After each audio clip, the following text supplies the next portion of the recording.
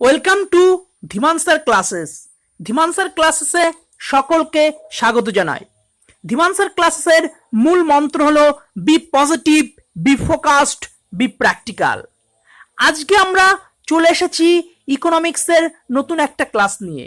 আজকে part 2 national income সম্পর্কে আজকে আমি আলোচনা করব। আমি একটা কথা বলবো, রমেশ সিং বলো, তুজাম্মেল হোসেন বলো বা দত্ত সুন্দরম বলো, যে কোনো বই তুমি ফলো করো, তুমি কিন্তু নাজেহাল হয়ে পড়বে যদি তুমি কনসেপ্ট, যদি তোমার ইকোনমিক্সের ভিতটা না থাকে। আমি টোটালটা গল্প করে করাবো। আমি কথা দিচ্ছি, এই ক্লাস করানোর পর তোমার ন্যাশনাল ইনকাম সম্পর্কে একটা ইনফরমেশন সম্পর্কে তোমার কিন্তু কোনো ধারণার বাইরে যাবে না। চলো শুরু করা যাক।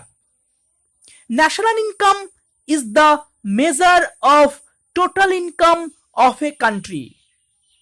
ন্যাশনাল ইনকাম কথার অর্থ হলো একটা কান্ট্রির মোট বা টোটাল ইনকাম। দেখো বন্ধুরা, আমাদের প্রত্যেকের একটা ইনকাম আছে নিজস্ব, পার্সোনাল। তাহলে ইন্ডিভিজুয়াল যে ইনকামগুলো, আমি যদি একটা কান্ট্রির সকলের ইনকামকে যদি জড়ো করি, তাহলে যে টোটাল সাম বা টোটাল ইনকামটা বেরোচ্ছে, that is called national income. এবার একটু ক্লিয়ার করে নিই। ইনকাম, ইনকাম মানে কি আমরা জানি যে টাকা। ইনকাম মানে কি? মানি। ইনকাম মানে কি? আয়। ইকোনমিক্স কি বলছে ইনকাম সম্পর্কে? ধরো একটা গল্প শোনো।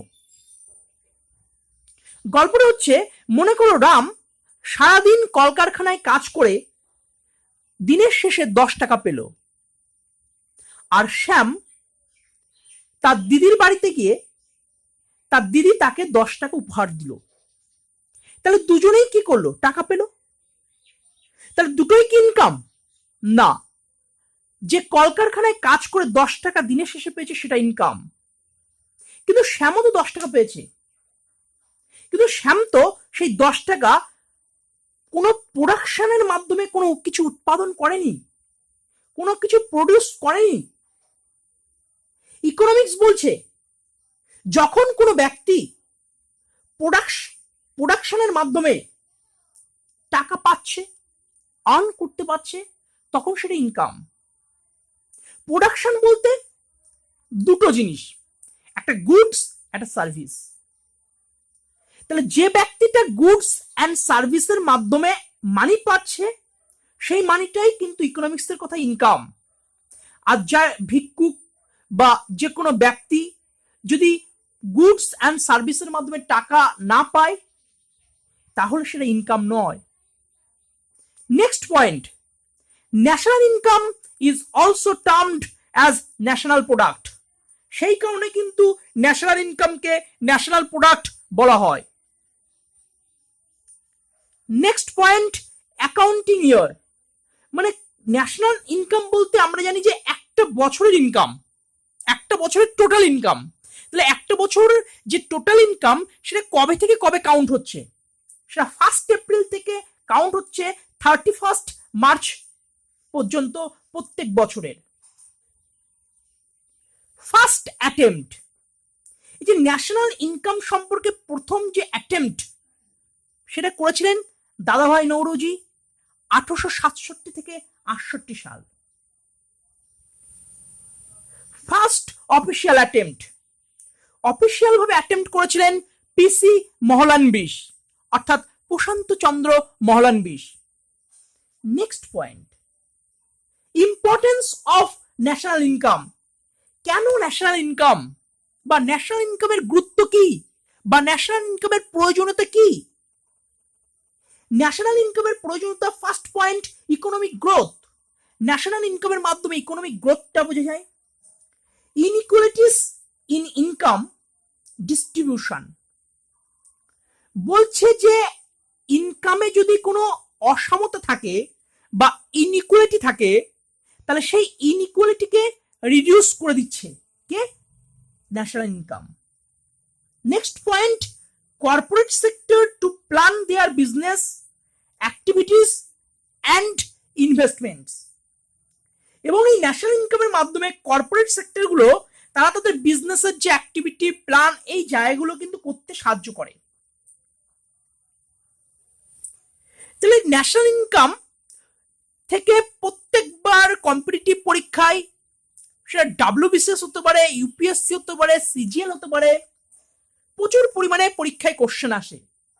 কিন্তু কোশ্চেনগুলো ইনফরমেশন থেকে কনসেপচুয়াল, সুতরাং ইনফরমেশন তোমাকে অবশ্যই পড়তে হবে, তার সাথে সাথে তোমাকে কনসেপ্ট অ্যান্ড কনটেক্সট এই দুটোতে জোর দিতে হবে। সো তোমরা ক্লাসের প্রত্যেকটা কথা, প্রত্যেকটা লাইন, প্রত্যেকটা ওয়ার্ড খুব ভালো করে শোনো। আমি দায়িত্ব দিয়ে বলছি, এই ক্লাস করার পরে তোমাদের কিন্তু জিডিপি, জিএনপি, ন্যাশনাল ইনকাম সম্পর্কে কোনো কোশ্চেন থাকবে না, শুধু গল্পটা বোঝো। ন্যাশনাল ইনকাম ডাটা, এই যে ন্যাশনাল ইনকাম যে ডাটাটা প্রকাশ করে বা পাবলিশ করে, কে করেন? সেটা করে সিএসও, সেন্ট্রাল স্ট্যাটিস্টিক্যাল অর্গানাইজেশন। প্রচুর বার পরীক্ষায় প্রশ্ন এসছে যে সেন্ট্রাল স্ট্যাটিস্টিক্যাল অর্গানাইজেশন কত সালে এস্টাবলিশড হয়েছে? 1950 সালে। Next point, measurement of national income. National income কিভাবে পরিমাপ করা হয়? 4টি পদ্ধতিতে। Number 1 point GDP, number 2 NDP, number 3 GNP, number 4 এলএনপি।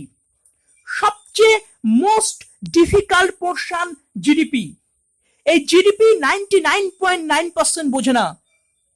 So বন্ধুরা, গল্প করে তোমরা বোঝো। জিডিপি লাইনটা কি হচ্ছে? It is the value of output produced within the domestic boundaries of the country 1 year।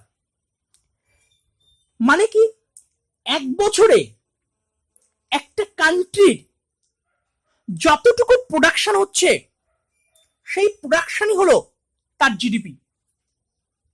মানে একটা কান্ট্রির যে domestic area, D for domestic area, domestic area মানে geographical area of a land. মনে করো ইন্ডিয়ার ভিতরে যত প্রকারের মানুষ থাকুক না কেন, সেখানে ইন্ডিয়ানস আছে, সেখানে জাপানিজ আছে, মনে করো সেখানে কিছু বিদেশি আছে।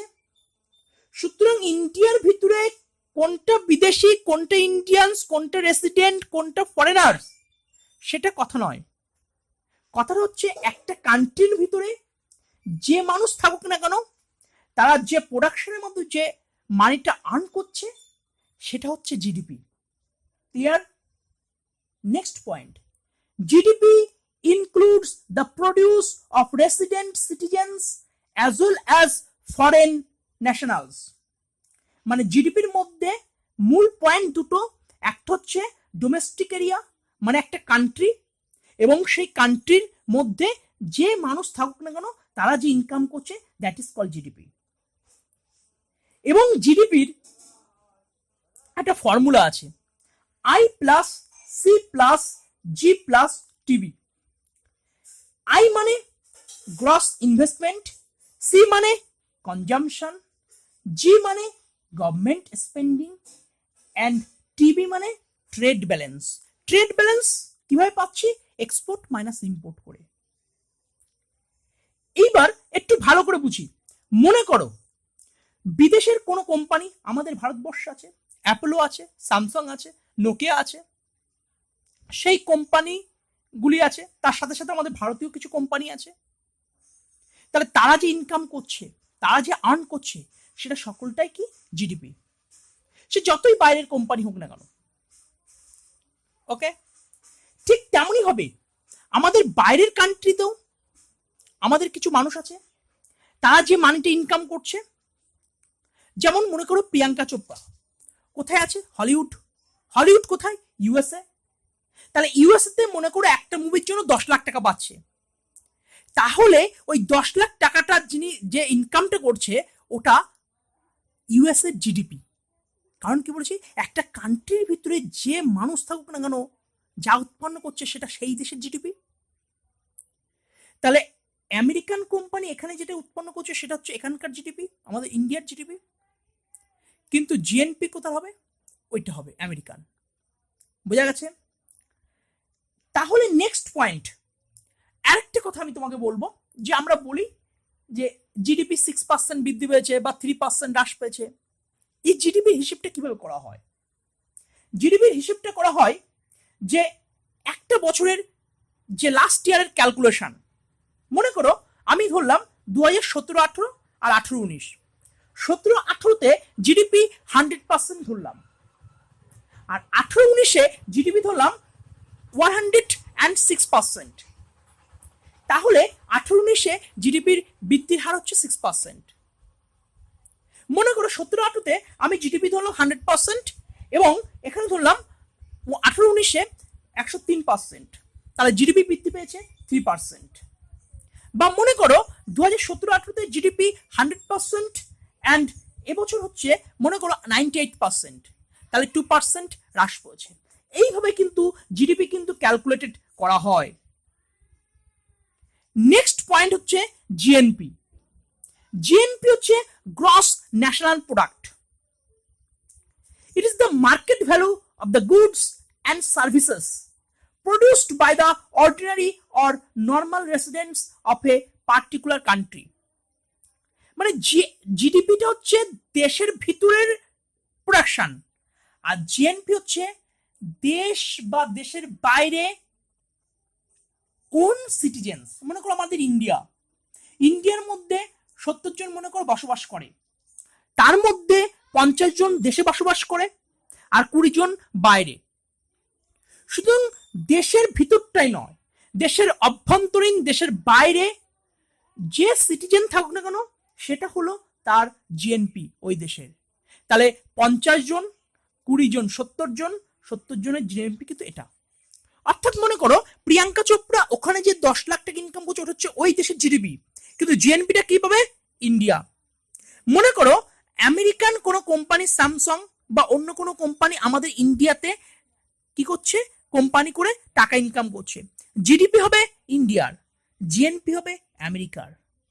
মনে করো জাপানিজ কোনো কোম্পানি আমাদের এই দেশে এসে কোম্পানি করে ভীষণ পরিমাণে টাকা ইনকাম করছে, তাহলে আমাদের ইন্ডিয়াটা হবে জিডিপি আর জাপান হবে, জাপানে চলে যাবে জিএনপি।